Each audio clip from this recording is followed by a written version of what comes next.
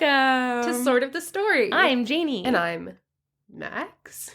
Oh, by the end of this episode, you'll know for sure who this is. Stay tuned through the final credits to find out the truth. What if Is this Max? your voice just at the end slowly starts to morph into Eli's and it's just been a whole other Keith prank? Oh, God. Well, we have to do that next year. Cut this. That's a great plan. It's a good plan. Everybody forget what you just heard. We actually didn't say anything. Don't worry about it. And also, you are here. This is the podcast where we tell each other stories. Yeah, any stories, really. Literally any stories. Yeah. And we like it, and we don't do it for children. So if you're a child, don't be here anymore. Go outside, touch some grass. But wear shoes, because otherwise you'll get ringworm. Max, how you doing? Hey, buddy. Thinking about worms a normal amount. 100%. I mentioned worms in my story today. Really? Yeah. Well. I only do it once, and I might not even. So it's going to be fun. Oh, wow. It's going to be fun. I'm so excited to maybe hear the word worms later. Stay tuned to find out if Max is Keith and also if I talk about worms. Don't touch that dial. Janey might talk about worms. So far, I think if you've never listened to this podcast before, you might be a little confused. If you have listened to it, you might be thinking, I want more. Those are the two genders. Max, tell them how they can get more of this. God damn it.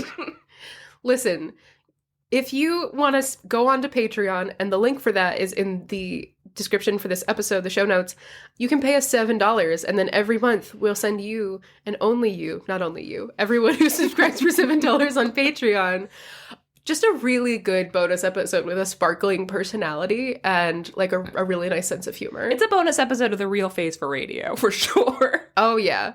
So if that sounds interesting to you, a brand new, original, special feature, special bonus episode every month, then you can join us on Patreon. Or if that doesn't sound good to you, but you still want to send us $3, you can join at the $3 tier, and you get to hang out with us on Discord. And the Discord is fucking awesome, so you should be on it anyway. Yeah, and I will be dropping financial tips in the Discord to help you maximize your income so that you can pay us $7. We should not be giving anybody financial tips. That seems like babies raising babies. Yep. Here's a hot financial tip for you guys. Oh, yeah. If you buy too much cheese, it'll go bad before you can eat it all. So here's the hot tip, okay? Keep buying the same amount of cheese, but start eating more cheese at once. Problem solved. We did it. Cheese. Everybody go back and listen to Max's story about the little cheese eating Dutch boy. I don't know why that's your favorite story that I've told, but I appreciate it. That might be my favorite story I've ever heard. Hold on, I'm going to find the episode. Little Klaus. His name was Klaus. Hold on. The little Dutch cheese boy. Geese and I'm going on sortofthestory.com. Master Man. What a good idea. I love to go on. Episode 75. I literally just got there. Okay, so it's episode 75, and the story is called The Boy Who Wanted More Cheese. Mm-hmm. And at the end of that episode, I wanted that boy to be my child. And you also wanted more cheese.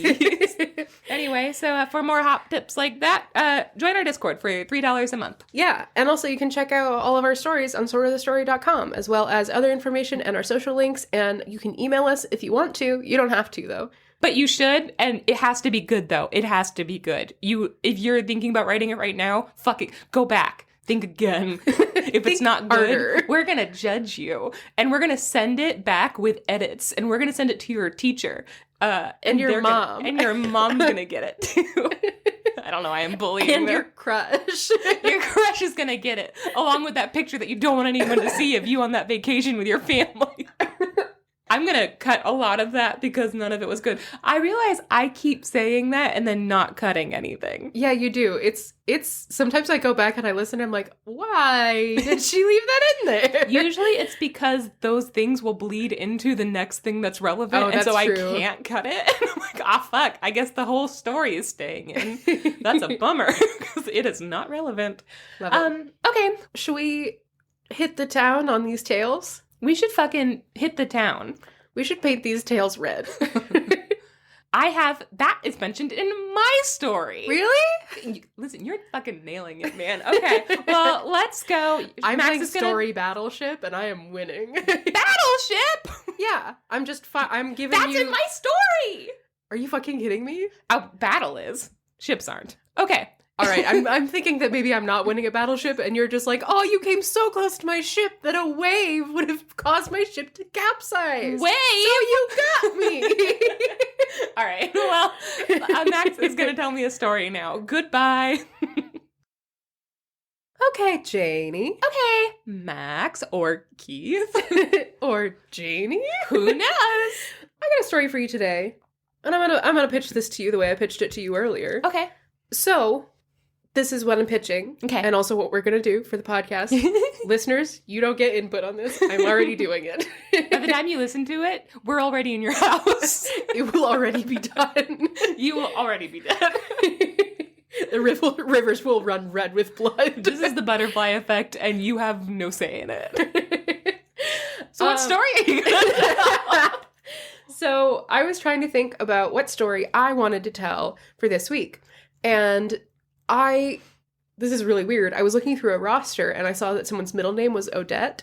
And I was like, oh shit. And it reminded me of the Swan Princess in Swan Lake. Mm-hmm. And I was like, I'll tell that story. And then I found out that that's not actually a folktale. It was written for the ballet. So it was a ballet first, but it does have its roots in German and Russian folktales. Cool. There are a couple of folktales that it mainly draws from.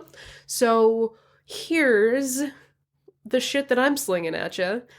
I'm gonna be ducking and weaving as you sling it. This week, I'm gonna tell the Russian component, I believe. Wait, let me check. Exciting. Oh, I got confused because I was still looking at the little cheese boy.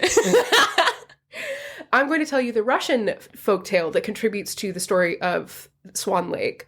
And then next week, I'm going to tell you the German tale that contributes to the story of Swan Lake. Okay. And then on the bonus episode for July, which you can get by joining our Patreon at the $7 tier, I'm going to tell the story of Swan Lake as though it were a folktale. Because it kind of is. So cool and so exciting. So if you join us on Patreon, you can listen to that bonus episode and you can kind of see, I'm going to talk a little bit about like how these stories come together to make the narrative and sort of how folklore develops.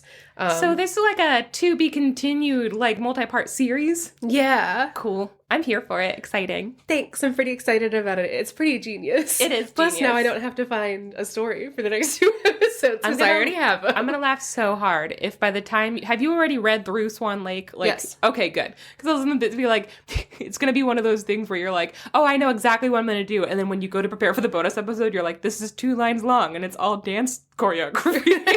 Wow, fuck. She jumps. He jumps. And then... Actually, he lands first, and then she lands. Pirouette. And then she jumps again. He doesn't jump, actually. Hardcore fucking intermission. Curtains. What? You come back from the intermission, and the show's just over. They're like, we changed our mind. Go home. They said the curtains remain closed, and We're cutting our losses. They lower a sign that says, whoops, knocked up.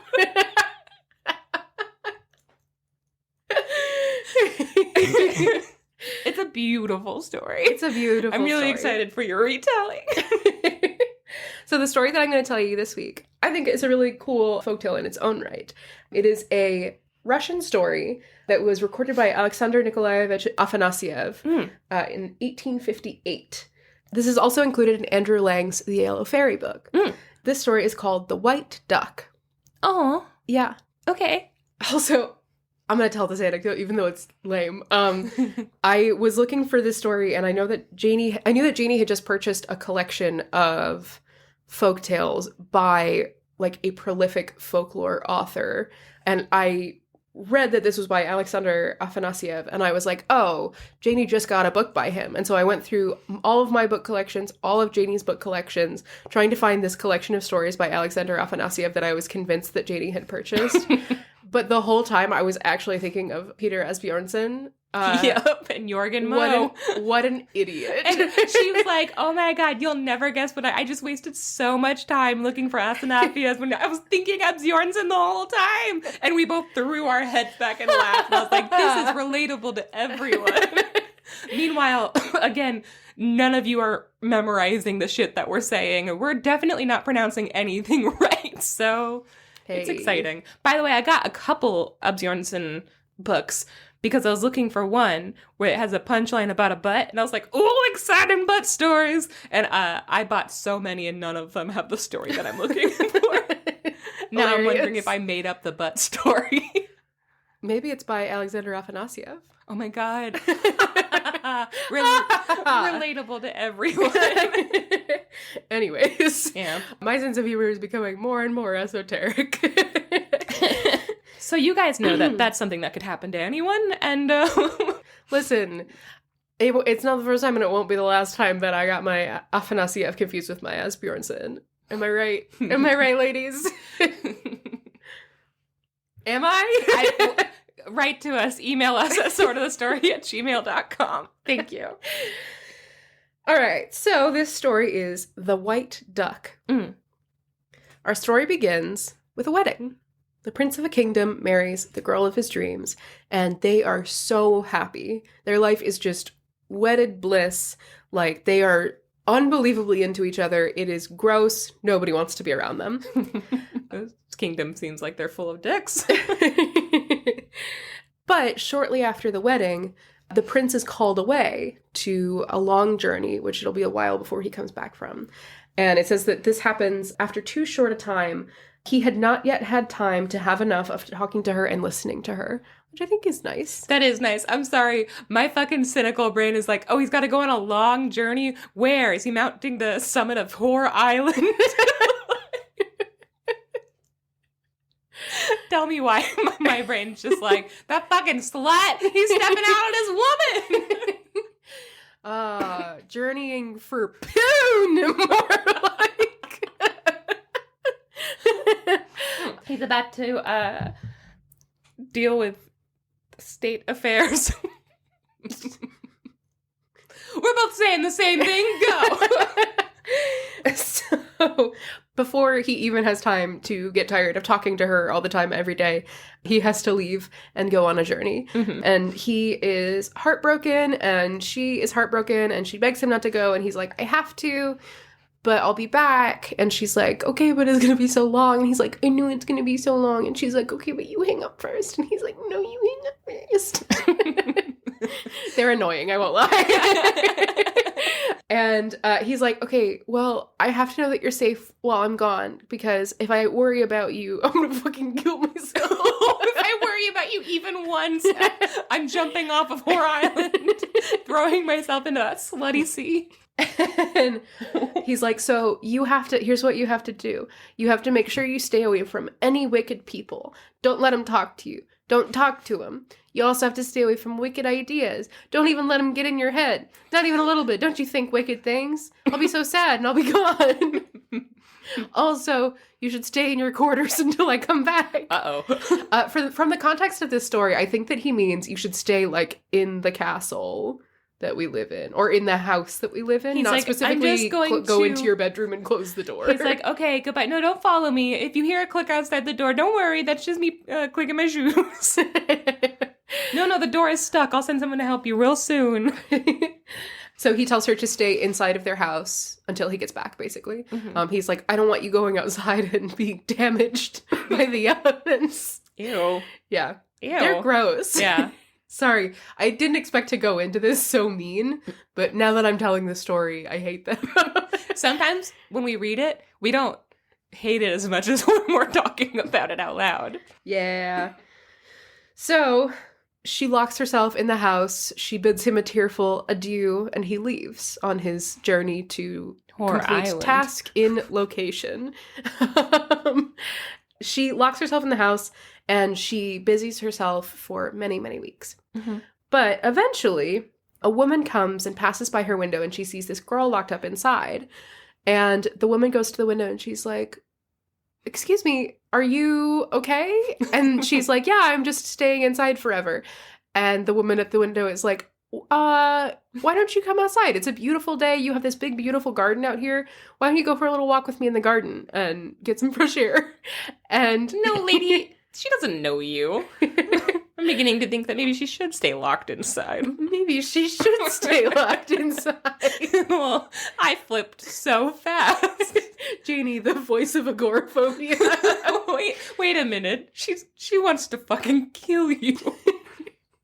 And the princess in the castle is like, no, I can't go outside. I have to stay inside. It's not safe out there. And the lady's like, but it's literally just your garden. It's literally right outside of your house. Are you sure you don't want to come out for a minute? Just like literally get any fresh air from outside of your house into your body. Why are you in my garden, lady? And the princess is like, well, I have been locked in here for several weeks, and it is starting to get musty. So, yeah, I'll go for a little walk. So she comes out of the house, and she and this woman go for a little walk around the garden. And as they're walking around the garden, there's this little stream that passes through the princess's garden. And the witch... Oops. Oh! Spoiler! Oops. Well, goddamn, the story is ruined! Cut it! No, I'm leaving your shame in. It's fine. The woman is like... The normal woman. The normal woman who doesn't have any ill intentions is like, this is such a beautiful stream and it's such a hot day. Why don't we go for a swim? It looks beautiful. And the princess is like, no, I couldn't. And she's like already taking her clothes off. And the woman is like, great, let's do it. And then the princess takes off all of her clothes and she gets into this little stream. And then the woman behind her, the normal woman who just watched a princess disrobe, she bops the princess on the back. Oh. And she says, "Be a white duck and swim in the water." And then the princess turns into a white duck and swims in the water. Oh, okay. Because the woman was a witch. What? What? That is new information for me. So the princess turns into a beautiful little white duck and she's swimming on the stream, very distraught. Just a really distressed duck. And I feel sad for that duck. I feel really bad for this duck. And the woman on shore is like, ha ha ha, I got you with my evil plan. And then she transforms herself into the vision of the princess. Yeah. So she looks just like her. She takes the princess's clothes and she puts them on. And then it says in the story, she puts on a little makeup. She does a little brow, a little blush, you know. And ha ha ha, my plan has worked, she says, and she walks back to the princess's house. Identity theft is not a joke, witch. How dare you, ha ha ha. So the witch, disguised as the princess, goes back to the princess's house to wait for the prince to come back. Mm-hmm. And coincidentally, the prince gets back, like, right then. She hears the latch on the gate open, and she hears a dog barking to say that he is here, I guess. They don't mention having a dog, but just a dog. You hear the prince going, get out of here! As he's being attacked by a feral dog in the kingdom. And he comes into his house and he sees his beautiful wife, the princess. Wow, she's so pretty. And she's like, husband, you're home. And he's like, I'm so glad you didn't leave our house. And then they embrace. Meanwhile, a duck is being attacked by feral dogs outside. So he thinks that this is his wife. It's actually the witch. Oh my Secret. God. What? The actual princess, I almost said the actual wife. I mean, technically, you're right. Yeah, it just was a weird sentence. The actual princess, meanwhile, a duck, is over on the stream, and she is dejected that she's been tricked. So over the course of time that passes, she finds that she lays 3 duck eggs. I'm sorry? Mm-hmm. Okay, also, I gotta say, it's really fucking sinister to turn a woman into a duck because male ducks are terrible and terrifying. I know what you're going to say. And the truth is that it's almost like a liquid. It just forms into the shape of its container. And actually, duck vaginas are corkscrew shaped. I know, but they still fucking, like, all duck sex is duck rape. Like, that's just what it is. That's why the vaginas have, like, transformed, like, have evolved over time to be, like, crazy shapes.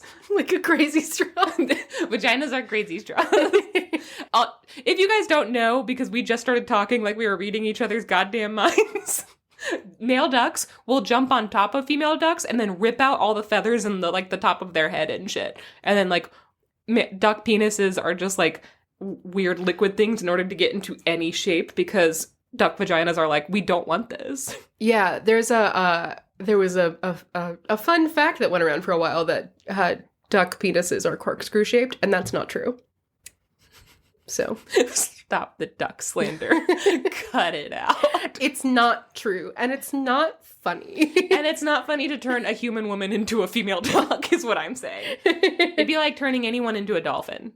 Or like a baby seal. Or around dolphins. Horrifying planet. It's a bad, bad planet. Let's restart. It's a bad world. So, all that aside. Okay. The duck princess lays 3 duck eggs.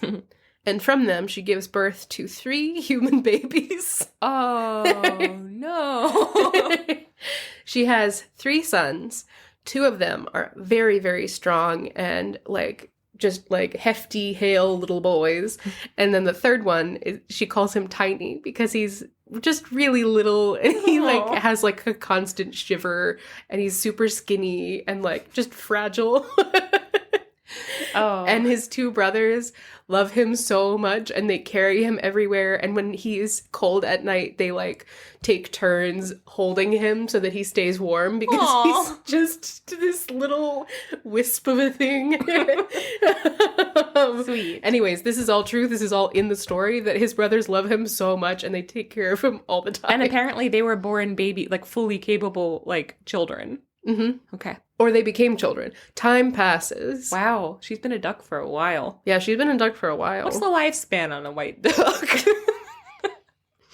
So she has these 3 little boys, and they love to play in the stream and in the little lake that it feeds into. Their favorite thing to do is to catch fish with their hands and then cook them and eat them.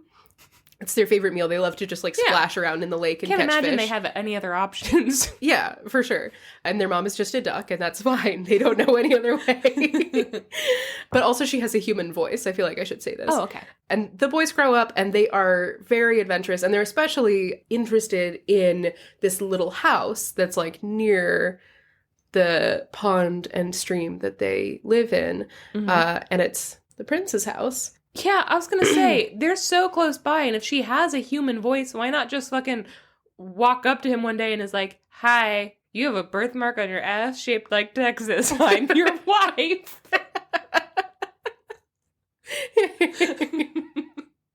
I feel like she could have stopped this a while ago. Okay, I hate to point out an inconsistency, but I'm pretty sure this story happened before Texas existed, so she couldn't have done that. You're right. She would not have had any context as to what to describe his birthmark as. It's kind of like a foam finger, but blockier. Oh, this was before foam fingers. Oh, yeah, no! You see. Damn! All right. So... Logic restored. You're right. Okay, go yeah. ahead. Actually. So the boys are very curious about this house, and she's always like, hey, just don't go there. It's not safe for you there. Stay over here. You can go explore in other directions. Stop going to that house. Sure. And they keep sneaking off so that they can look at the house from up on the hill in the trees and everything. Did she nurse them? I'm gonna need you to move on. How did she keep these babies alive? Keeping one baby alive would have been a miracle for a duck. Keeping triplets alive and one of them sucks. Max. Hey. One of them's a little. It's not the same. Duck milk is the answer. Duck milk. So the boys keep venturing closer and closer to the house, and she's like, seriously, you have to stop. You can't go there. It's not safe. Like, please just don't go there. Don't go any farther. But obviously, because they're at that age and their mom is telling them not to do something, they keep getting closer and closer to the house. Yeah. And one day, they get so close to the house that they find themselves in the yard. Uh-oh. Of the house. Oh, do you think the witch made a milkshake? Duck milkshake. She made a duck milkshake, and now there's all these boys in her yard. All these half duck, half boys in the yard. My milkshake brings the duck boys to my yard, and they're like, quack, quack. We don't know any better. Do you have some bread? We know that it's better to eat vegetables, but we don't want it. Our mom keeps making us eat peas because they have nutritional value for us. But we want bread. Bread. We can't digest it. It gives us IBS. But we want it. Bread milkshakes bring our duck boys to the yard. It's too late for this episode. It's too late. It's too late. The river's run red with blood. It's just, guys, we're recording this at night on a weekday, and that's not good for us. I have to go to work so soon. Yeah. In like 12 hours. 12 hours. That's not long enough. This episode's going to take at least 13 hours to record. Bread milkshake brings the duck boys to the yard. And they're like, Quack. oh no, there's a witch. Classic song. Classic Fergie. That's not Fergie. Fuck. That's, Lil. It's one of the Lils. Kim? Is it Lil Kim? I don't know. I thought it was Fergie. It's not Fergie. God, I want to say Lil Kim, but I don't think it's Lil Kim. I have to look this up now for the good of America. You have to complete task in location. Milkshake brings all the boys. Who's Keyless? Kellis? Kelly's? What? Apparently it's Kellis. I've never heard that. Kelis. I thought it was... Oh my god, I just realized this whole time. I'm an idiot for 7 reasons. You thought she was talking about an actual milkshake? No. No. I knew that she was talking about boobs. She's talking about boobs? You didn't know? I thought she was talking about dancing. With her boobs. Shaking her ass. No. Janey, it's a milkshake. Guys. This is the end of the podcast. We are really... Did you think she was talking about a milkshake? Maybe I did. Who knows? I just realized that the whole time first of all, I've been thinking that the song that is This Shit Is Bananas is by Fergie. It's not. It is very specifically by Gwen Stefani. Yes. But also I'm realizing that I thought that my B-A-N-A-N-A-S and the Milkshake song were the same song. And that's bad of me. And I'm evil and I deserve jail. Also, I might think that it was Fergie because of the Black Eyed Peas. I think I just put all the food related music that came out at the same time into a bucket in my brain. That actually makes a lot of sense. Yeah. Guys, thank you for listening. Rate and review. We'll see you later. Milkshake Duck. That's not a thing, Max. It is a thing on Twitter. Go. Tell your story. I just realized that we came so close to referencing this so many times. Milkshake Duck is a colloquialism that's formed on Twitter, which is for the amount of time that it takes for, like, between when someone becomes an overnight sensation to when you find out that they're a bad person. Oh. Like, the fucking guy in the red shirt who was in, like, some kind of, like, Congress hearing or something, and everyone was like, "Oh, love him," and then literally the next day it was like, "Oh no, he's a fascist. Yeah, he's a sex offender." Like, just like, yeah. And so the tweet is originally like, "Everybody in America loves Milkshake Duck, the duck that drinks milkshakes." 12 hours later, we regret to inform you that the duck is racist. Milkshake Duck. Milkshake Duck. Okay. People know what I'm talking about. It's called Milkshake Ducking. The Milkshake Ducking sounds disgusting. Yeah. And I realized that as soon as I said it out loud. That sounds like dunking your boobs in a lake.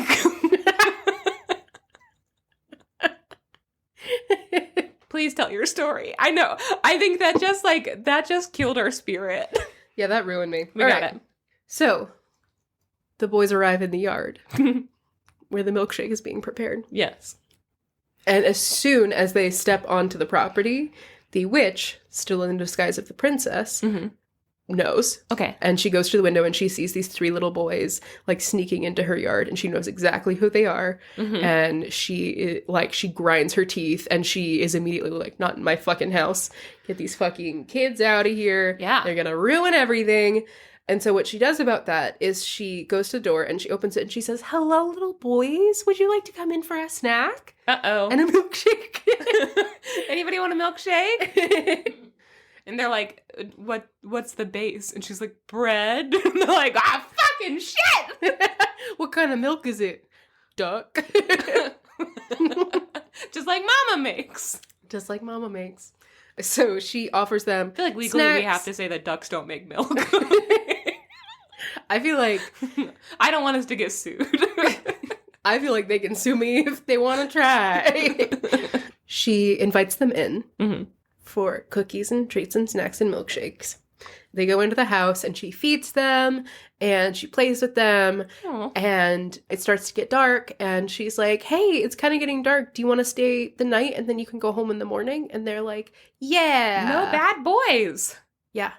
They've never met people before. I guess that's fair. So she brings them into a little spare bedroom and she tucks them all in.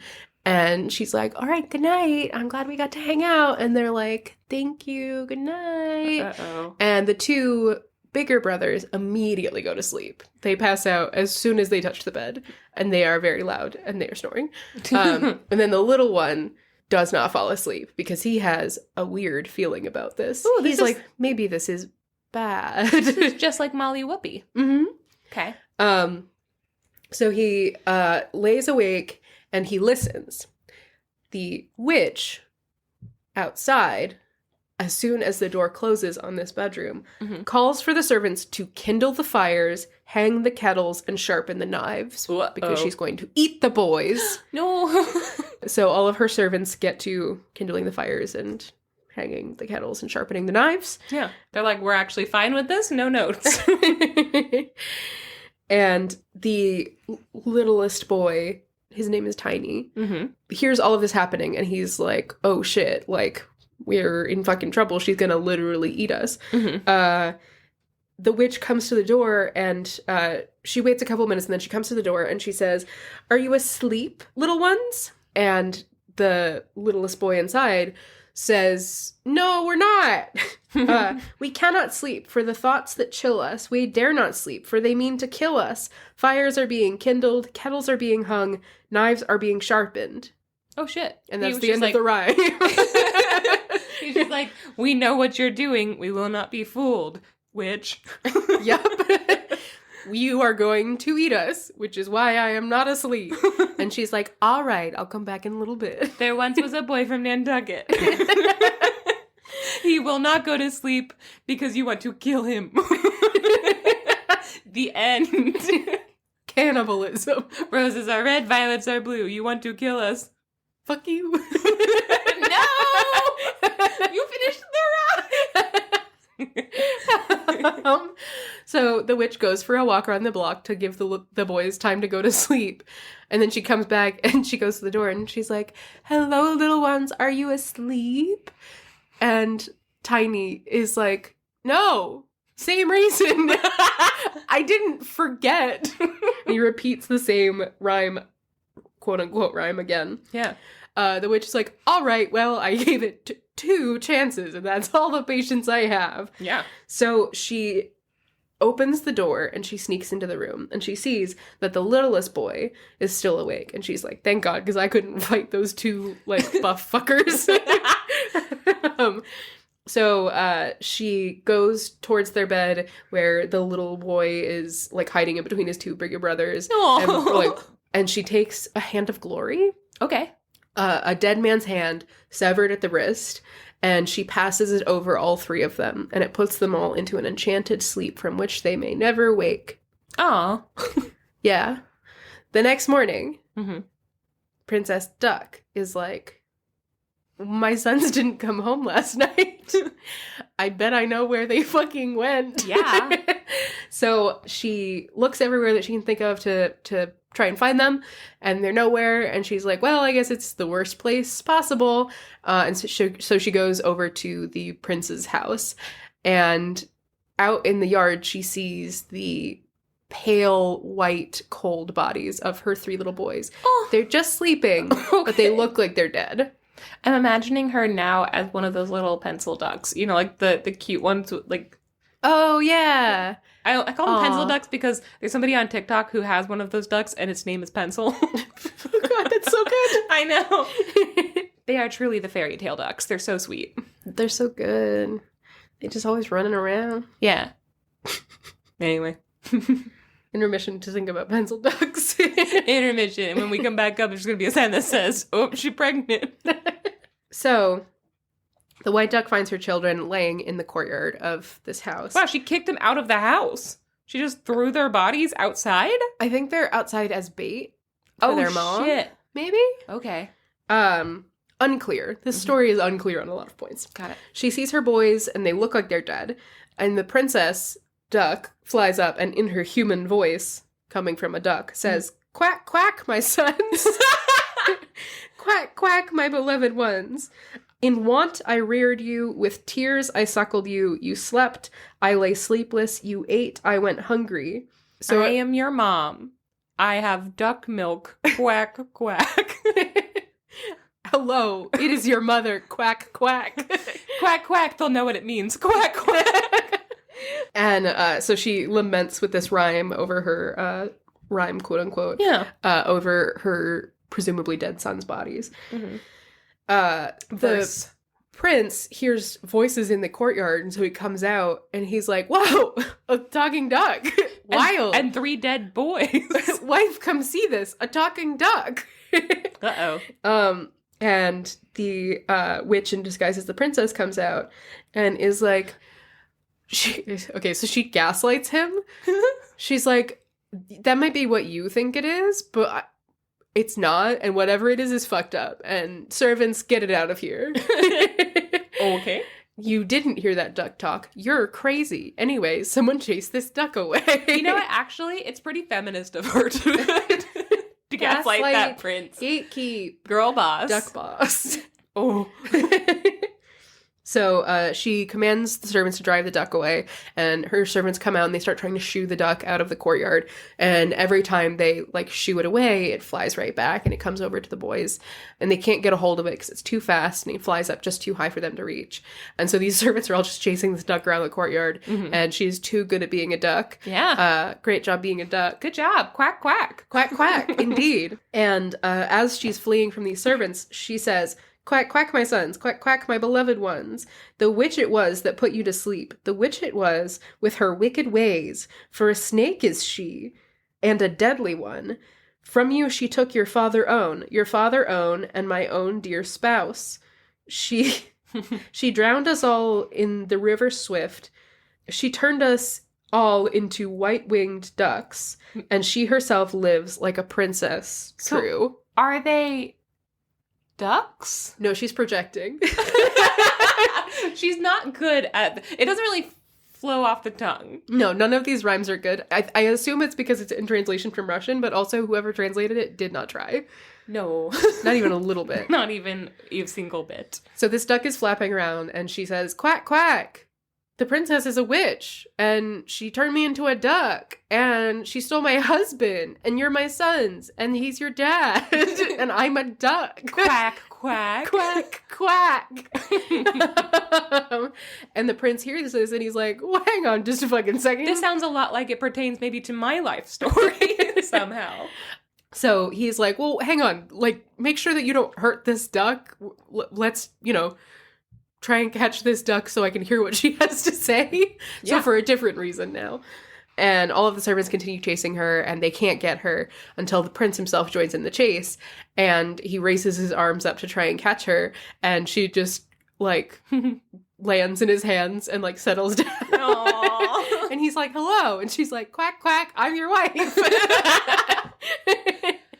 I'm gonna do that. That's how I'm gonna stop being single. You're just Quack, quack, I'm your wife. You're just gonna land in someone's hands. Yeah. Quack, quack, I'm your wife. Hello. um, Quack, quack, I'm gonna order the tater tots. That's on my next Tinder date. I'm really boxing myself into ordering the tater tots. I don't even like tater tots that much. No, they're not that good. No, they remind me of school lunches. That's not what the quack, quack, I'm your wife. Go. So the prince catches her. She goes willingly into his hands, and he sort of like brushes her wings where they're all ruffled from being chased around. Aww. And he says, well, I guess this is my wife. And then he says, rise behind me, a white birch. Stand before me, a fair maid. And she is transformed back into a lady. I'm sorry.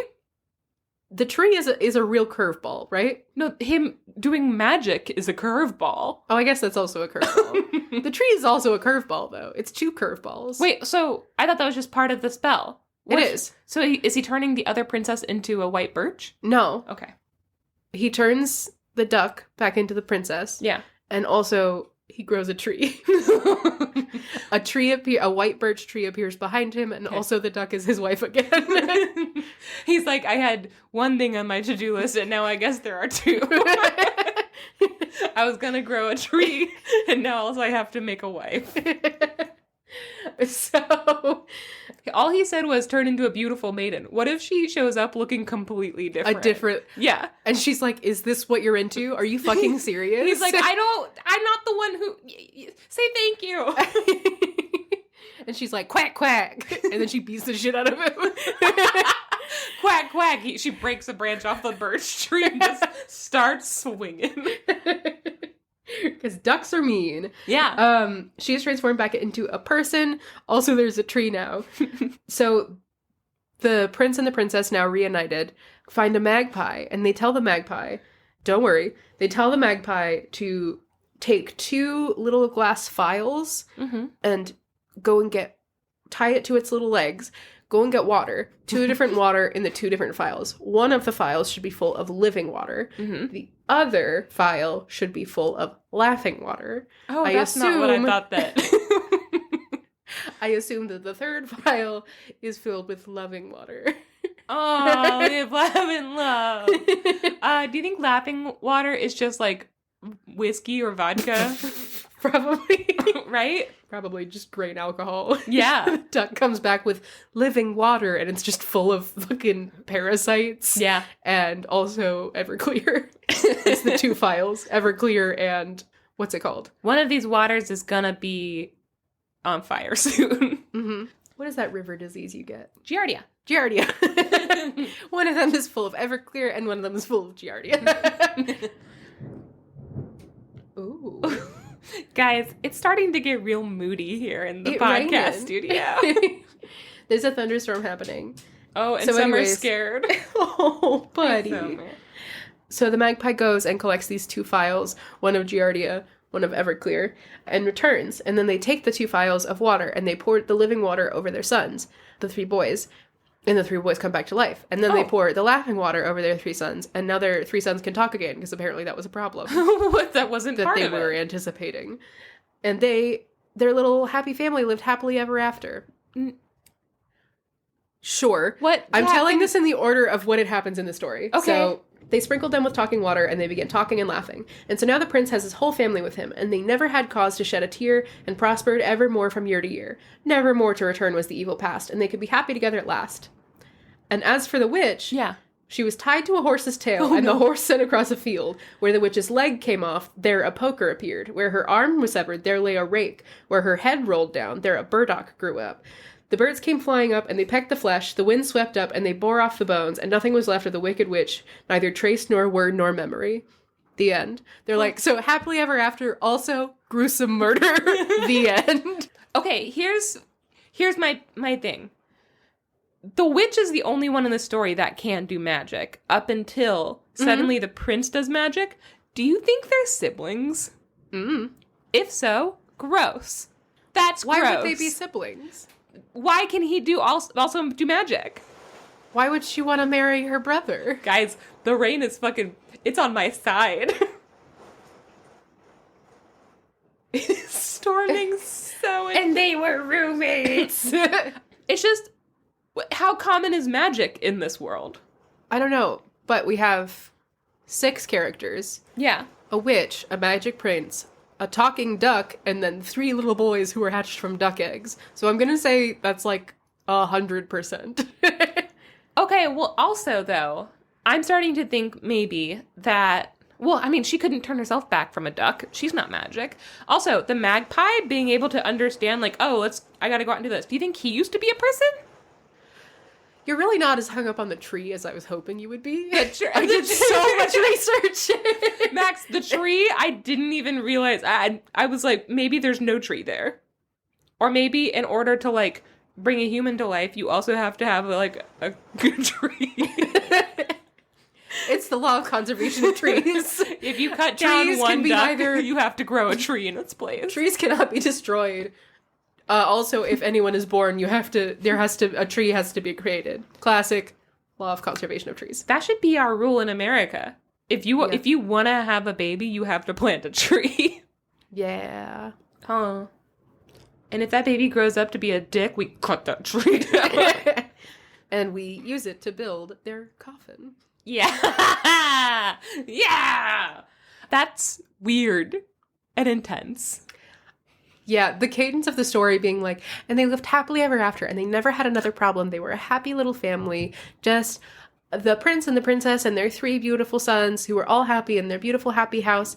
The end. Also, the witch got fucking slaughtered. This really doesn't focus enough on the fact that the reason why this happened to her was because she left her house. There are so many things about this that simply do not add up. This story is fucking wild. Also, because you still haven't asked, the white birch. Oh, yeah? I'm sorry. Tell me everything. Wow, I'm so interested in this tree. I was like, why is the spell, rise behind me a white birch, stand before me a fair maid, right? Yeah. And I was like, what's the symbolism of birch trees? And it was like, all of it. You know how it is with every single, like, kind of plant matter? Like, there's always a culture somewhere in the world that is like, this one's for wealth. Yeah. Or for death. And also life. And also for prosperance and abundance. Birch trees aren't the money trees, are they? No. I mean, probably, but that's not like their... Yeah. So I couldn't find anything specific about, like, the significance of a birch tree in folklore until I remembered that this is a Russian story. And I was like, what kind of significance do birch trees have in Russian folklore? And they were like, not much. And I was like, oh. What about a white birch tree? And they were like, oh, they fucking love white birch trees. I was like, why wouldn't you say that when I asked about birch trees? Isn't white birch tree the one that in the Vavitch, like, that's what she is staring at? There's, like, a white birch tree in the woods across the street, across, like, a field. Across the street.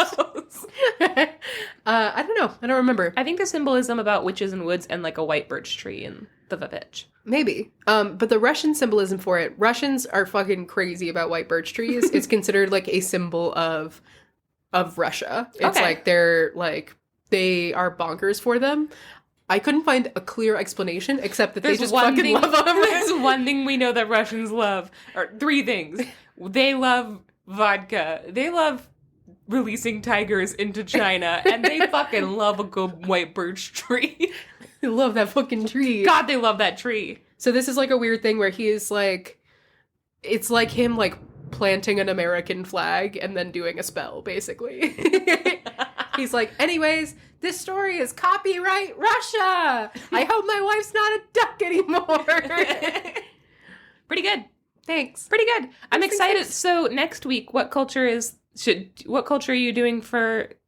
Is it the same story or is it like... It's a different story. Okay. So the connections that this has to Swan Lake are the idea of a woman being tricked into becoming a waterfowl. Classic. Also the idea of like the duplicate. Yeah. This is ATU type 403, the White and the Black Bride. Okay. Which is... Oh yeah, we've done a couple of these. We've done a couple of these where there are different variations on it.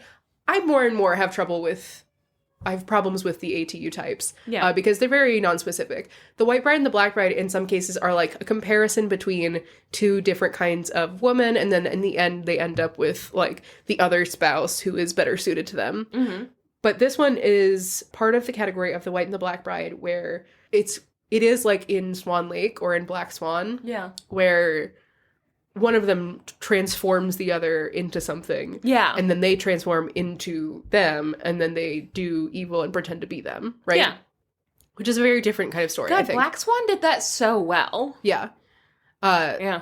Anyways, so that's kind of the broad strokes of it. And so this is kind of this is a very, very old Russian story, and it is considered to be one of the influences for the story of Swan Lake. Okay. But yeah, so next week I will be telling the German story that is considered to be sort of the German antecedent of Swan Lake. And then between the two, we're going to get a pretty good idea of what the story of Swan Lake is. And then I'm going to tell that story. I'm very excited. Yeah. Great. White duck. White duck. White duck. White duck is not as catchy of a title as Swan Lake or the Swan Princess. No, it's really not. Well, it is raining and thundering, and my dog is here next to me shaking like a little leaf. So I'm going to put his emotional support skeleton sweater on him. And we're going to come back. Goodbye.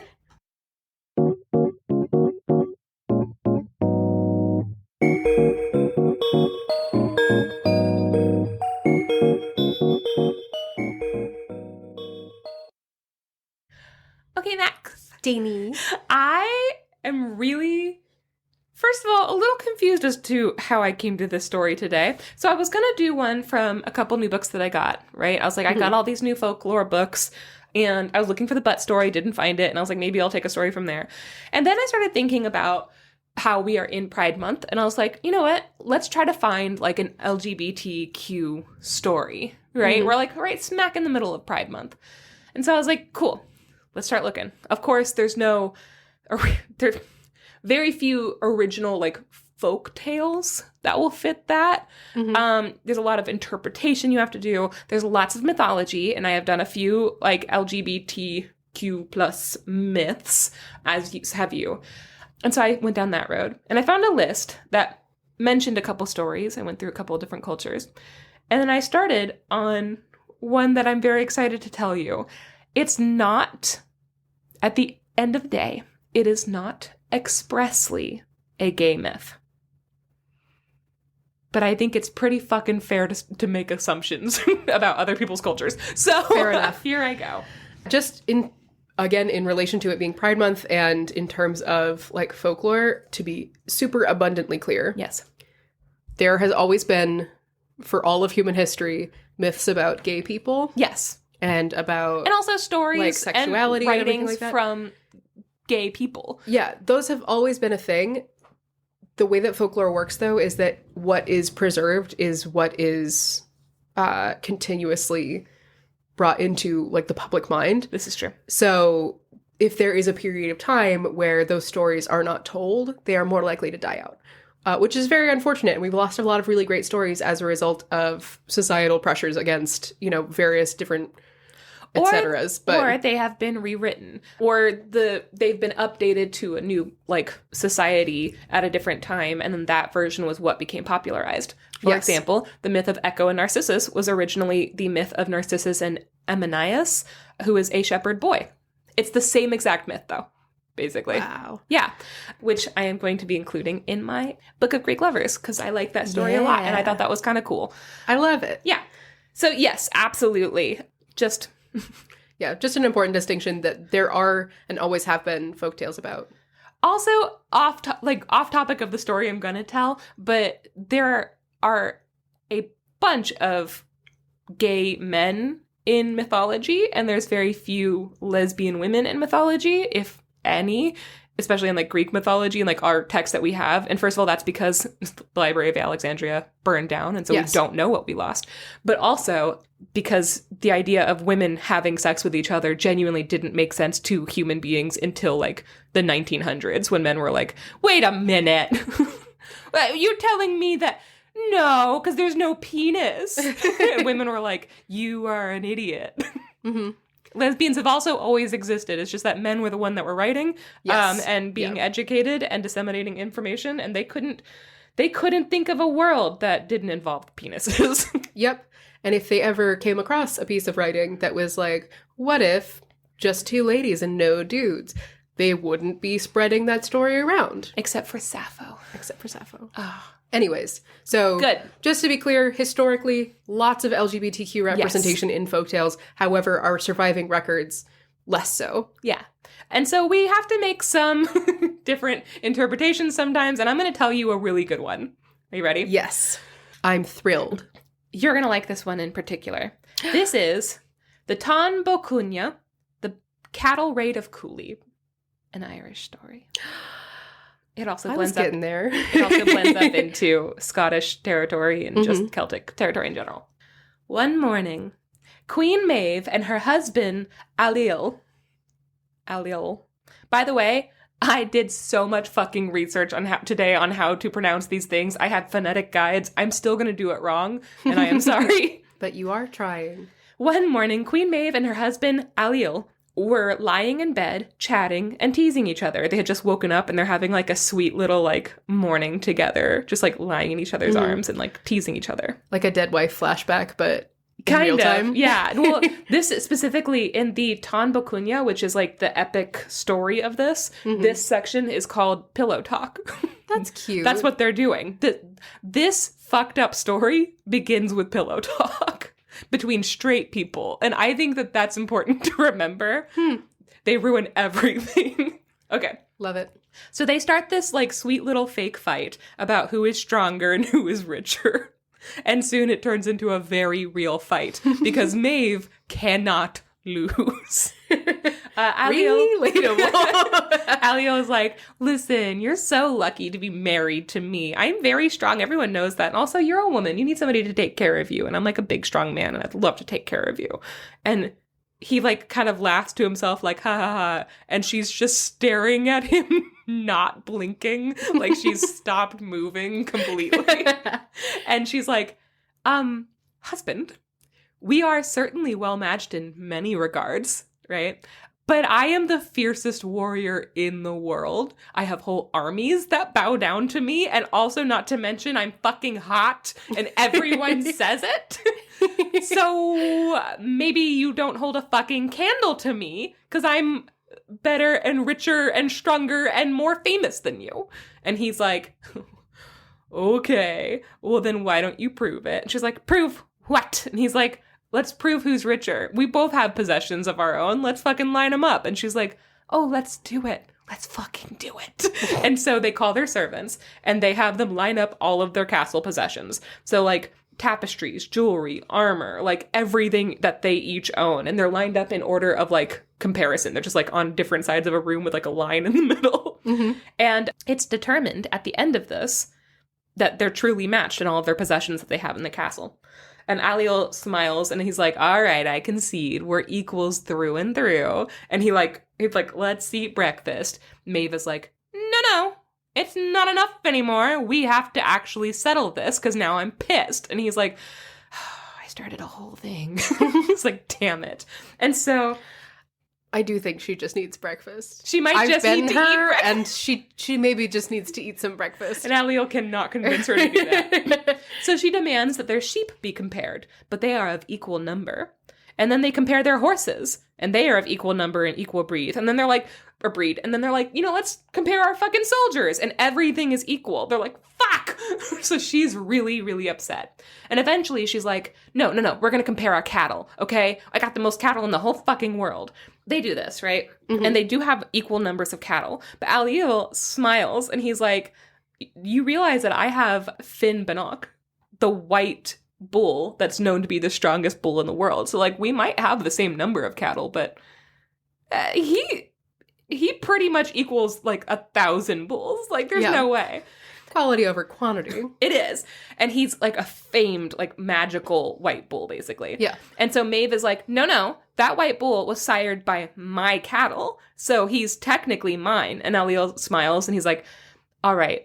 Yep. No, you're right. He's yours. Let's go eat now. And then he starts to leave. And Maeve is just struck with how fucking pissed she is because she knows what he's thinking, right? He smiled and kissed her on the cheek and was like, okay, babe, he's yours. The The problem is that, yes, the bull was sired by her cattle, but the bull had actually chosen to go over to Aliel's herd because he didn't want to be associated with a woman. The bull is a misogynist. What? It's a magic bull. Oh, they milkshake ducked the bull. they milkshake ducked the bull. Damn it, now we have to keep that in. And so, by sheer technicality, the bull is his now, and she can't argue it because it chose. And so she's like, fuck. She's so mad because even though he's not arguing, he's like, I concede. She knows that he doesn't actually mean it. And so Aliel is like, listen, he's our bull now. Let's go eat. Which I typed out and giggled to myself because one time we were watching TV and we heard a man say, let's squeet. Anyway. Let's squeet. But Maeve was already, like, shaking with absolute fury, and she's like, listen, we're going to settle this matter by attaining the infamous Don Cunha, the bull of Cooley. Coolio. I was really hoping that she was going to say, all right, we're going to settle this the old-fashioned way. Arm wrestle. Fucking fight me, bro. No, that would make the story way more fun than it actually is.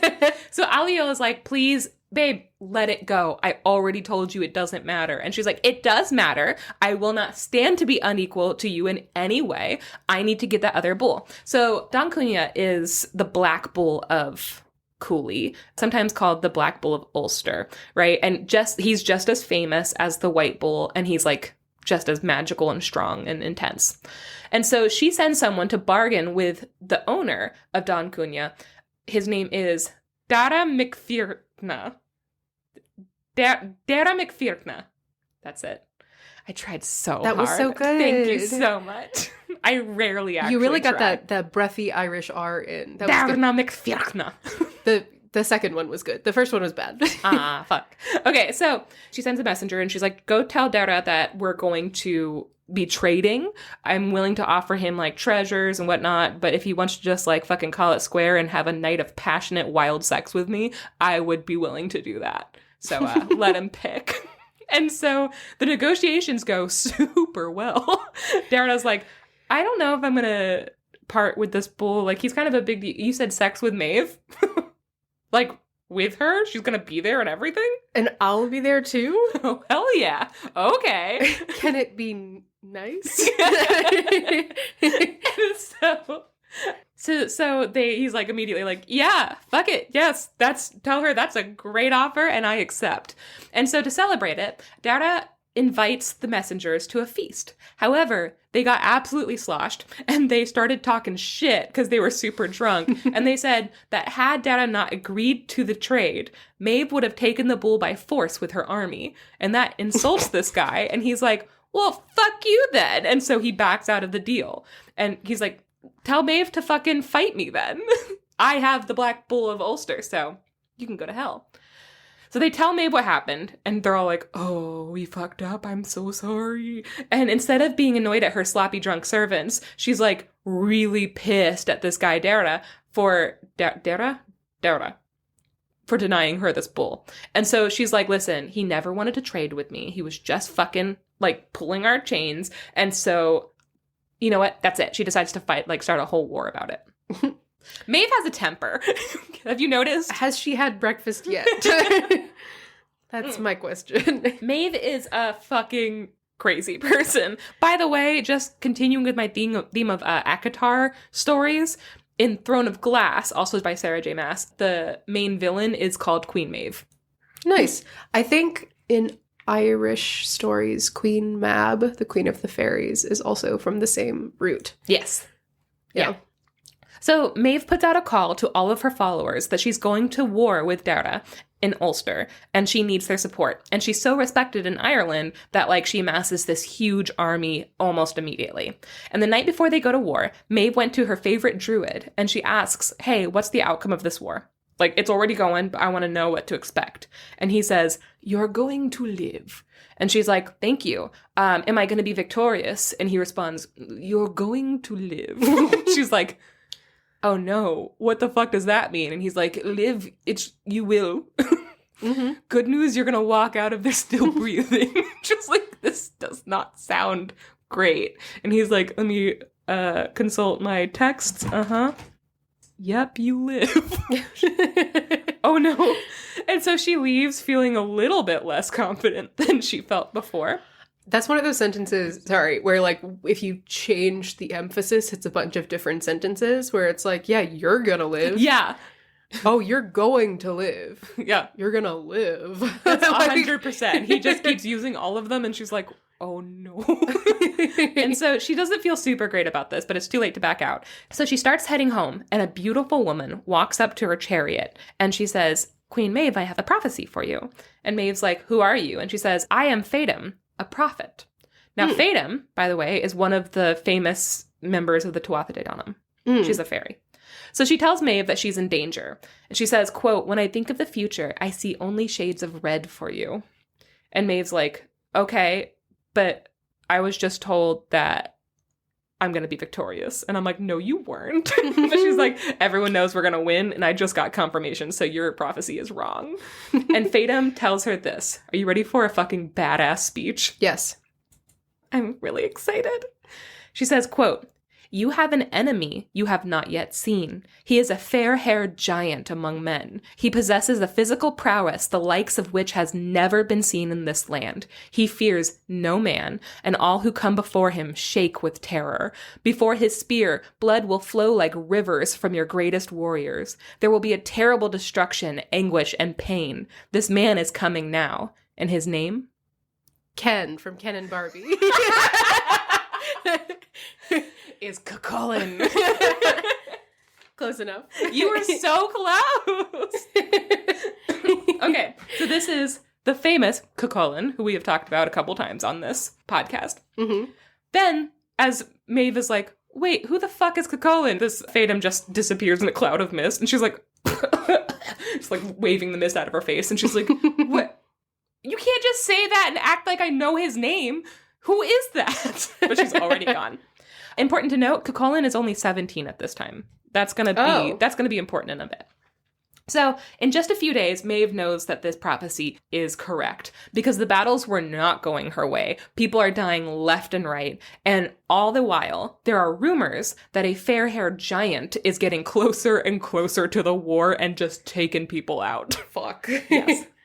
I'm just fixing them. I thought you were unbuttoning your pants. Oh, she loves Cuchulainn. I was just fixing the waistband on my shorts. It's fine. Okay, so Aliel gave his armies for Maeve to use. He's like, you having a hard time getting that bull? And she's like, no. And he's like, all right, I'm just going to leave these guys here. Use him if you want to, because he's a wife guy. And so he's like trying to help his wife on her silly little quest. And it's still almost impossible. Like she can't refuse them because they are losing. But soon they get a break, a big one. And here we have to take a quick sidebar to talk about Macha. Macha was a sovereignty goddess of Ireland. And she's said to be one of the three sisters associated with the Morrigan, right? The three-faced goddess. And sometimes it's like three individual goddesses that are all sovereignty goddesses. Yeah, they're all aspects of Morrigan. Yeah. Yeah. So one day, a farmer in Ulster was left widowed. One day after his wife died, he came home from work to find the goddess Macha just in his house, cooking and cleaning and acting like they were married. And so he shrugs and said, it's a living. And then he fucked his wife. What? Yeah.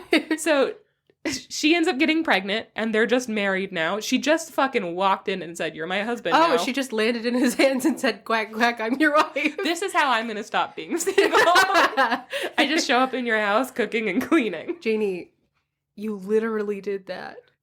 Oh, fuck. You are 100% right. Oh, guys. I have terrible news. You already did that. That might have just broken me a little. Am I insane? That's so wild. You're not wrong. Okay, anyway. So, quack, quack, I'm your wife. Quack, quack, I'm your wife now. Oh. And then my husband says, quack, quack, COVID's not real. Okay. Damn. Quack, quack, I have a loose gun. Quack, quack, there's no furniture in this house. Whew. Anyway. Anyway, so she tells her husband, like, okay, so they're getting wealthier and wealthier every day. His life is going great. Every day that he's married to this goddess is better and better, right? Sure. And now she's pregnant. And she says, like, listen, everything's going to remain this good if you never tell anyone about me. And he's like, done. I can absolutely not talk about my hot, cool wife. Done. And so soon, you know, she's getting more and more pregnant and he's having a great time. However, one day he's at a chariot race where the king of Ulster is like racing all of his horses and stuff. And this guy starts bragging that his wife can race faster than any of the king's chariots. She's the fastest chariot rider in the whole goddamn kingdom. She'd make these guys look like a fucking idiot. I thought you were saying that she's faster than a horse. That's what my wife is so fast. She'd beat the shit out of all your horses. Strap my wife to one of these chariots. You can go halfway around the world before you blink. Okay, no lie. It took me at least 5 minutes to figure out a way to write that sentence to not sound like he was talking about his wife running, and I failed still. Okay. I understood that wasn't what you meant, but it is still there was no good way to write that. My wife can race all these horses. She'd make all these horses look like fucking slugs. She's like a Dodge Ram. She's got crazy horsepower. I'm married to a Dodge Ram. Okay. I love my truck. That's a good song. Thanks. So he's so insistent that the King of Ulster captures him and orders him to fucking prove it then. And so Macha is taken from her home, and at 9 months pregnant, she's forced to race her chariot. To ride in her chariot that's being pulled by, I don't know. And she wins, but at the very finish line, like, the horses stop and she gets out and just starts screaming because she's going into labor. And there, on the finish line, she delivers twins. A boy named Fear, which means true, and a girl named Feel, which means modest. Oh, I know. And then, because that fucking sucked and her husband is a jackass, she cursed the entire Ulster army with labor pains. Every single man in the army, including the king, just doubles over in intense contractions. Hilarious. Yes. Amazing curse.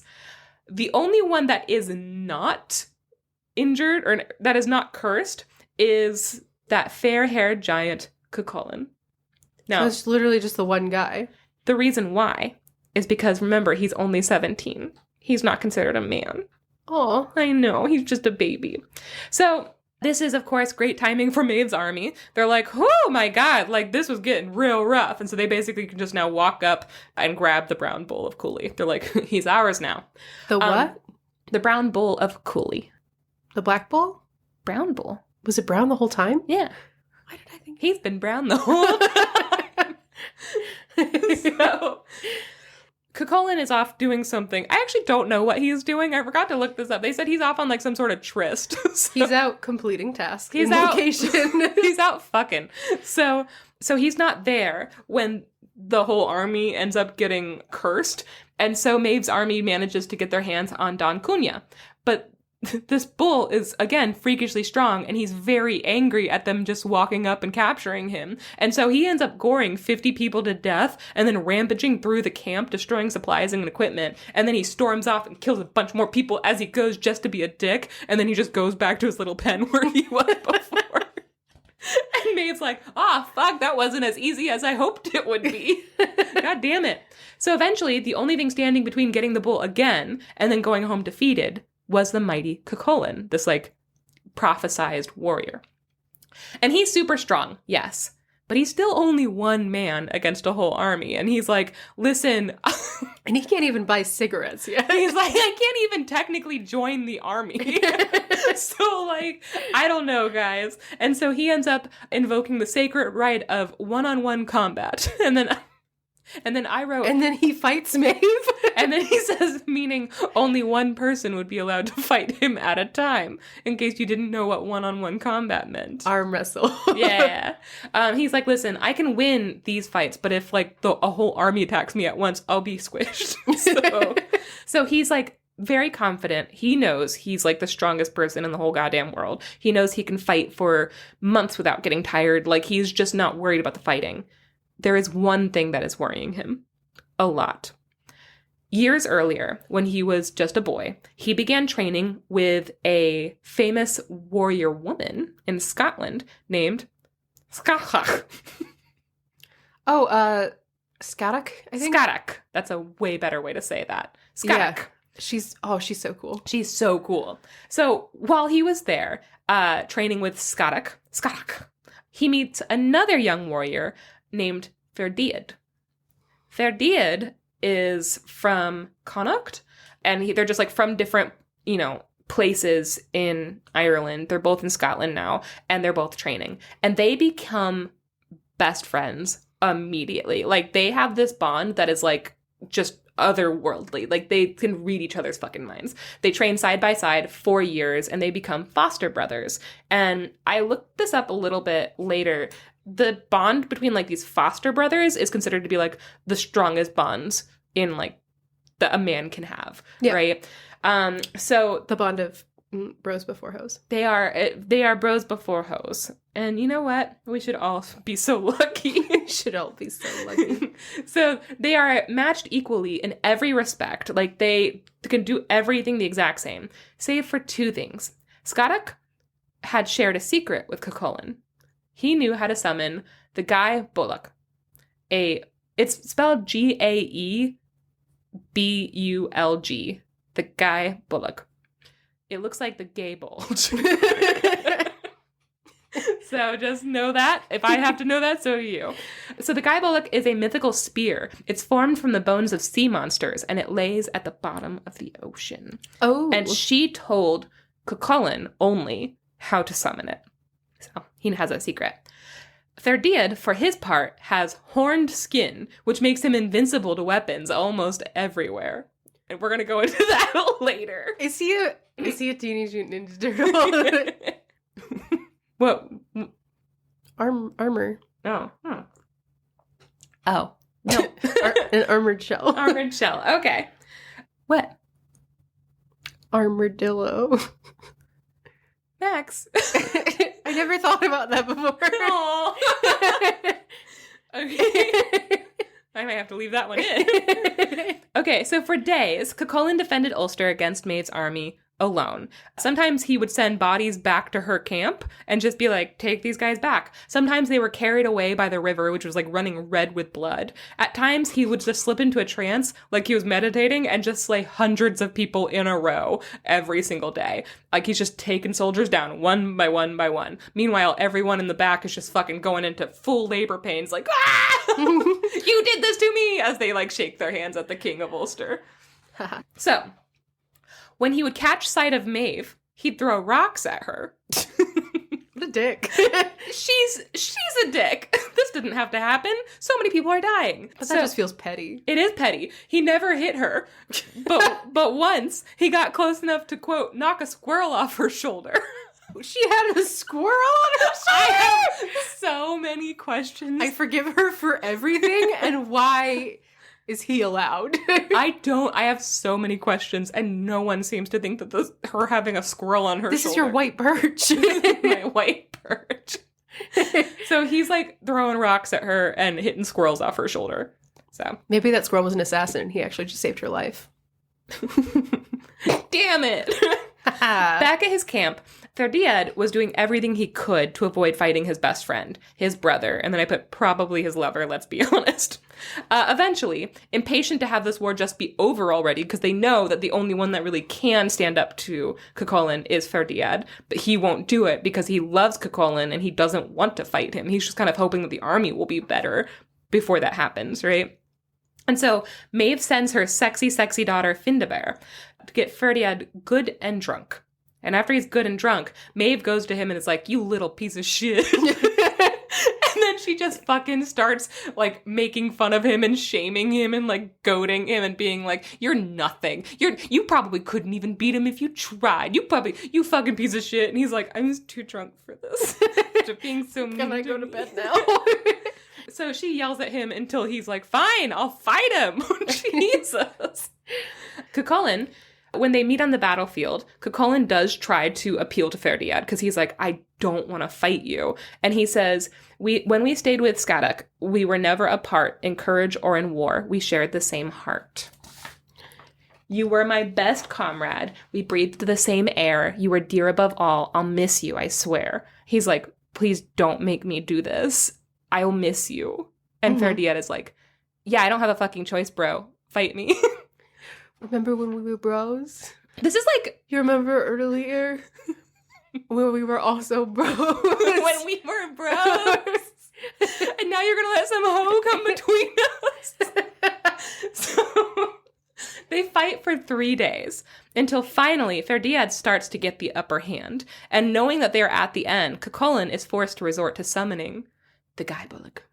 The Gaebolg. Cuchulainn threw a normal spear at Ferdiad's chest, and instinctually he's like, ah, and he like raises his shield up to like deflect this like little spear that's coming up at him. But as soon as his shield is up, and basically his guard is down because he's thinking that's the attack, Cuchulainn picked up the Gaebolg with his toes. And he thrust it... Where'd he put the bulge? Remember how I said that he is impenetrable except... he's impenetrable? I wrote this down and didn't think about the possibility that I'd have to say it out loud. Okay. Is it the butthole? It's the... Yeah. Is it the butthole? Yes. How is it the butthole?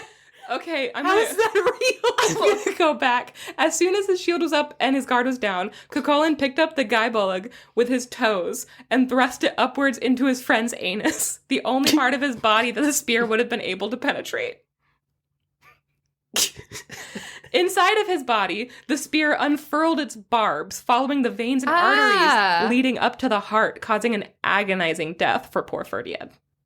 What the fuck? After he died, the spear could only be removed with a knife. They had to cut it out of him. And Cuchulainn held his friend to him and cried and cried and cried. And he said, Ah, Ferdiad, betrayed to death, our last meeting, oh how sad, thou to die, I to remain, ever sad our long farewell. And then he collapsed. Like, he just fucking passed out. Like, the war was over at that point. Yeah. And also, he'd been fighting for 4 days straight. Oh, even more than that, because Ferdiad was letting him fight it out before. And Cuchulainn still won. It's pretty intense. At this point, after Cuchulainn collapses, Maeve uses the opportunity to sneak past him with her army. Jesus Christ. And capture. She's so bad and I love her so much. She captures the brown bull of Cooley once again. This time they do make it safely over the border back into Maeve's lands. They are victorious. Okay, so that's Cuchulainn and Ferdiad and the truly bizarre end to Ferdiad. But now, Maeve demanded one more battle. She's not over yet. Because remember, this started with pillow talk. Wild. She wants Finnbennach, the white bull, and Don Cunha, the brown bull, to fight to see who is stronger. Because it's not enough for them to be equal. Now she has to prove that she's better. And so they were well matched, of course. They dragged each other all over Ireland in this fight. And finally, Don Cunha killed the white bull. And Maeve was like finally satisfied that she's better than her husband after all. And I wrote, oh my God. First of all, I was really hoping that the bulls would fuck. Nope. Now this brown bull has to fucking murder the white bull. So the victory, however, is devastating to the brown bull. Don Cunha is not happy with this. He's devastated. He walked bleeding for days until he made it back to Ulster. Like, he walked back home after this, which is now unrecognizable from all the fighting. Like, as he's walking through, like, there's a giant bull that's all, like, bloody and is dying because he's been injured.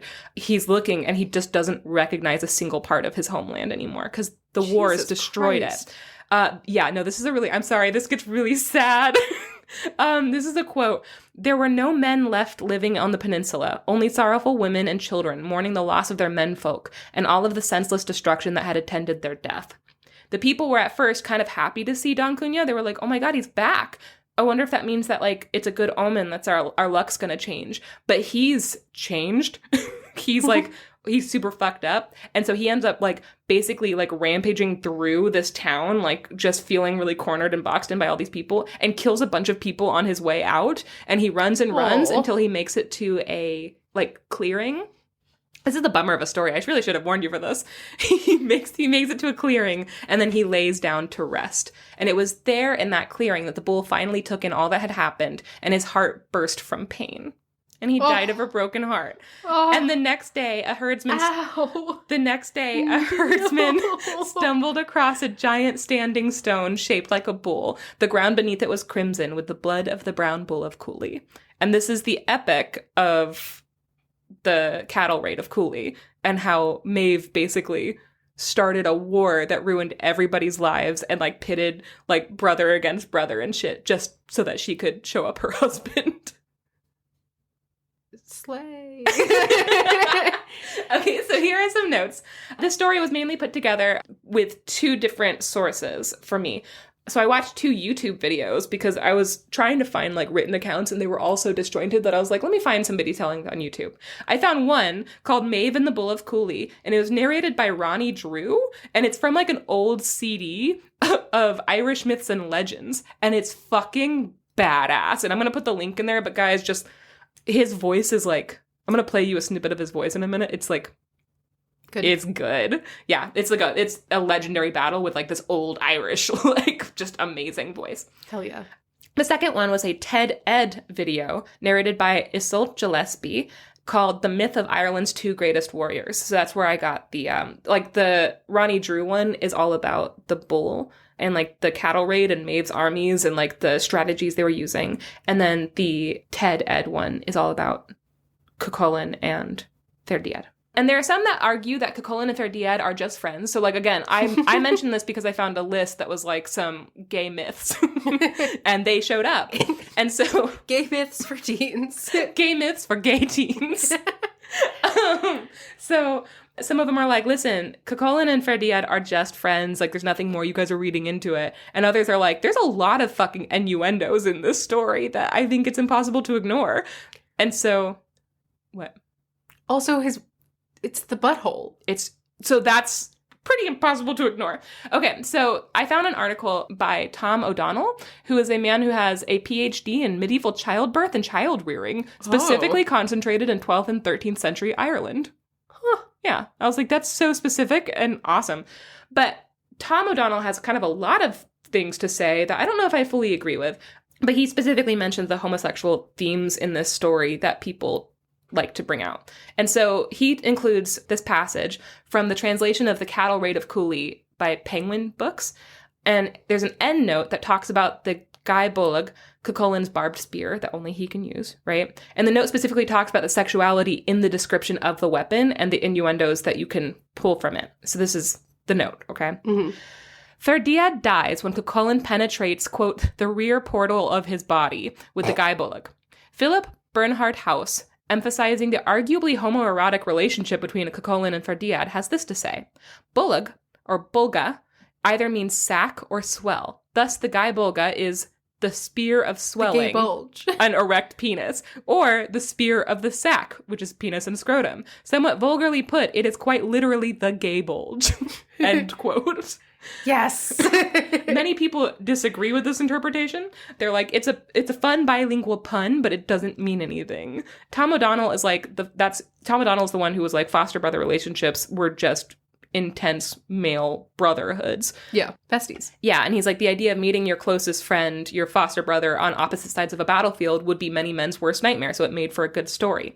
He also laid out a couple more examples of times when Cuchulainn kills men in bizarre, humiliating ways. So he's like, shoving a spear up a guy's butthole actually isn't the most fucked up things that Cuchulainn does to men. He has some stories of like stripping men naked first before like spearing them, and or like cutting off their testicles and leaving them alive and stuff like that. Like, it's all like humiliating ways to kill a man. And he's like, so there's nothing gay about it. And I would like to argue that both can be true, mm-hmm. that he could be deeply in love with Ferdiad and also a psycho. Yes. Even serial killers have things that they love, you know? Mm-hmm. So, also, sometimes it's said that Cuchulainn can't be gay because he goes on to marry a woman, to which I would like to remind everyone that bisexuality exists now and then. Mm-hmm. So, that's a thing. There is a myth about the white bull and the brown bull. Okay, they have an origin. In the myth, 2 pig keepers get into a fight. They transform into various animals to fight, and eventually each became a worm. classic fighting animals. Oh, it came back around. These worms were swallowed by 2 cows. And then those cows each gave birth to 2 little calves. One was half cow, half worms. One was Don Cunha, the brown bull, and one was Finnbanach, the white-horned. And that's their origin. And then to end, the Ted Ed was illustrated and beautifully, and I have some screenshots of some of the illustrations that you can see. And I'm going to put both the links to the YouTube videos. Guys, I highly recommend just taking some time and watching both of them. They are fantastic.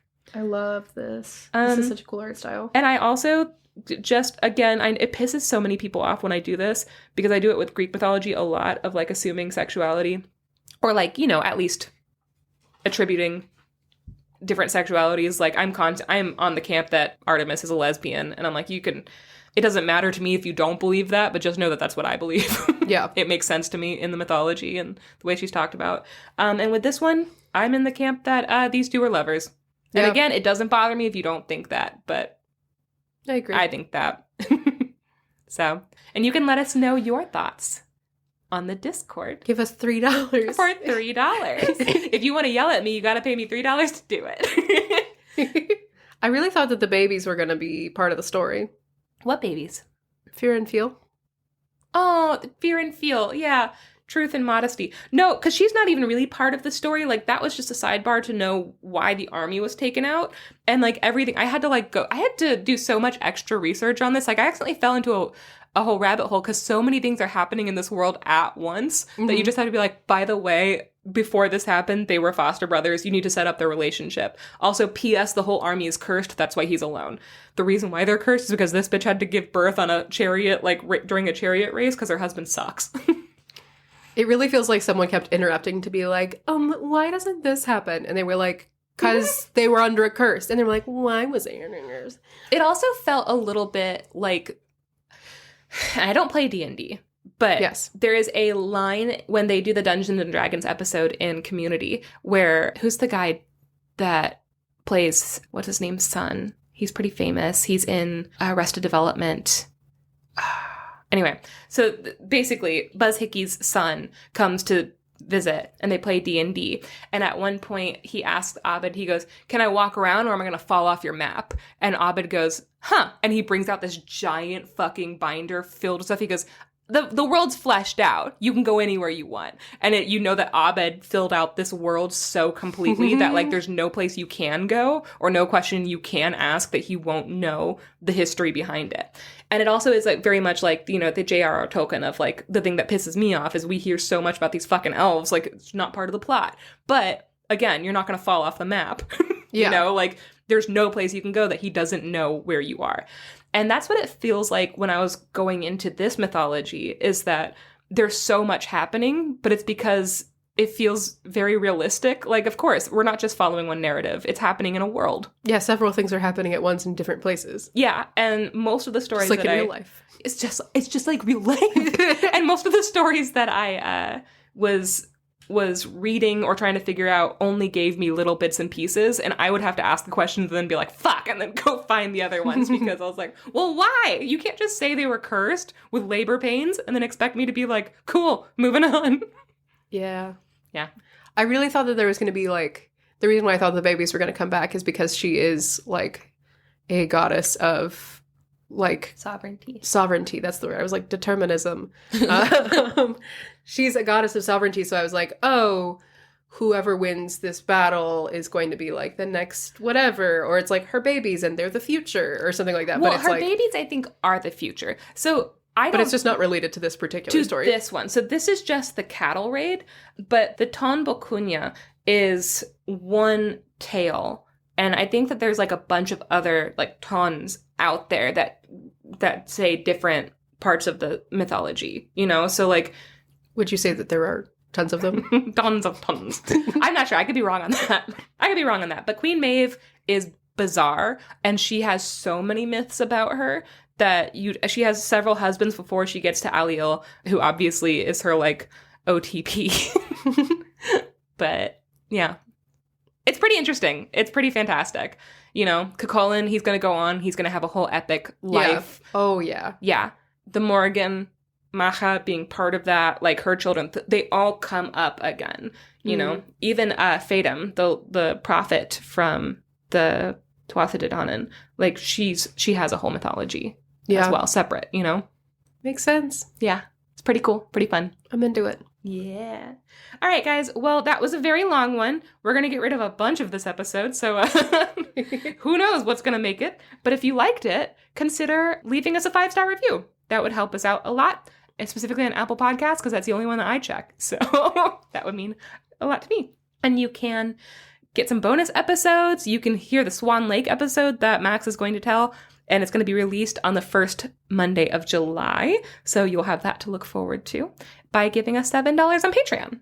Give us money. Yeah, and then you can join our Discord, and you can chat with us, and you can let us know your little life milestones, and you can get pictures of pets and share what you're up to, and it's just very cool. It's a cool little community that we have amassed, and we are very lucky. Sometimes I share memes. Yeah, you shared a really good one today. What was the one that you shared today? Give them a little taste. It was, I'm gonna say Candyman 5 times while my homie says Beetlejuice 3 times, and then we go make him fight. It's a tweet, and then someone on Tumblr responded, WWE announcer voice, and here comes Bloody Mary with the steel chair! I laughed. I also laughed. That got me. And a couple other people laughed as well, and you can too. And you can too. For just $3 and or $7. Wait, not and. $3 or $7. They both get you access. Okay, and with that, we're gonna go to sleep. Away. Goodbye. Quack, quack. Have a good day. Quack, quack. We're your wife. And goodbye.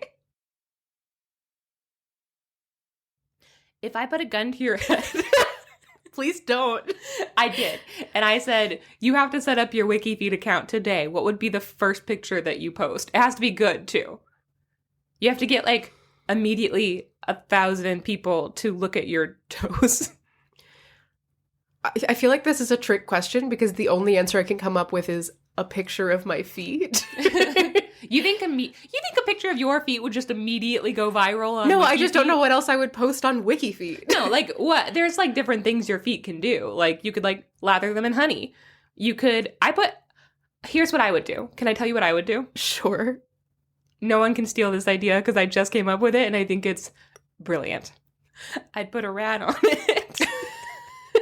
And then a big chef hat over the rat. And then my toes would be holding a little spatula. Ratatouille. That's awful. I think it's pretty good. Maybe it would be bad if people were sexually attracted to my foot with a rat on it. Who am I to yuck their yum? I am nothing but a foot chef. No, I have no ideas. I don't think about feet enough. You can take my ratatouille idea. I don't won't shoot you in the head. Well, I'm gonna shoot you if you don't use it now. What about if I drew a face on my foot and the face gave affirmations? Like, you can do it. Yep.